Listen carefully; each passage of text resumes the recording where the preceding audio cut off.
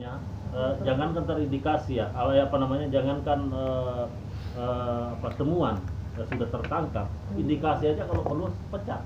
Itu aib itu bagi pemerintahan itu ketika ada ASN-nya narkoba. Itu tidak main-main loh, narkoba itu tahu sendiri kayak apa ancamannya. Ini ASN yang nyata-nyata memakai gaji dari uang negara sementara dia yang melakukan. Kalau menurut saya pecat, tidak dampur. Tidak ada namanya SP kalau yang itu loh ya. Kalau terkait masalah narkoba, untuk memberi efek jerah sebenarnya kita tidak boleh kebal hukum, tidak boleh ada perlindungan. Ya terapkan undang-undang, terapkan aturan. Ketika artinya betul-betul tertangkap basah, kan hukumannya jelas itu. Pemakai dan pengedar itu sangat jelas hukumannya. Tinggalkan dulu dia posisi ASN-nya. Urusan hukuman untuk pindah ASN ya pecat, tapi hukum tetap berjalan, harus diadili.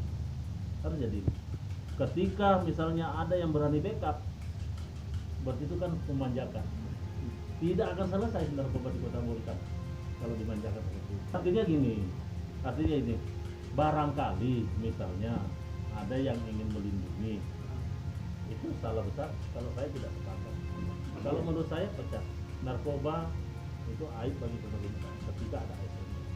Saya sepakat, jangankan ASN, anggota DPR pun kalau perlu anggota DPR dulu.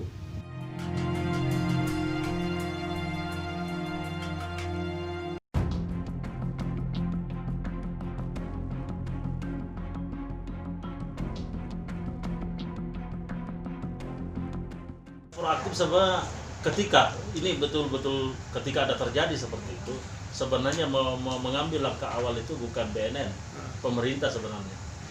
Dengan kejadian ini mestinya harus cekatan, kalau perlu semua ASN-nya harus dites urin. Jadi begini, saya rasa kalau memang itu, karena ini saya baru kali ini mendengar kalau memang sudah ada yang dua orang yang tertangkap basah dengan instansi yang sama. Kalau menurut saya ini cambuk, ini cambuk. Di mana letak tanggung jawabnya pemerintahan daerah? Ini artinya di dalam keluarga besar ASN. Ketika ini tidak ditindaklanjuti, maka akan muncul narkoba lainnya. Nah, kalau menurut saya ini harus ditindak tegas, nggak boleh dikasih perkecualian. Nah, begitupun sebenarnya BNN dengan kejadian ini mestinya harus betul-betul mendesak pemerintah untuk melakukan tes urin secara massal. Sebenarnya begini, kalau undang-undangnya tidak ada kelemahannya, yang ada itu kelemahan penerapannya. Tidak ada kelemahannya, nyata jelas sekali itu diatur dalam undang-undang itu. Yang jadi masalah penerapannya yang lemah. Nah, kalau kita berbicara penerapan berarti individunya.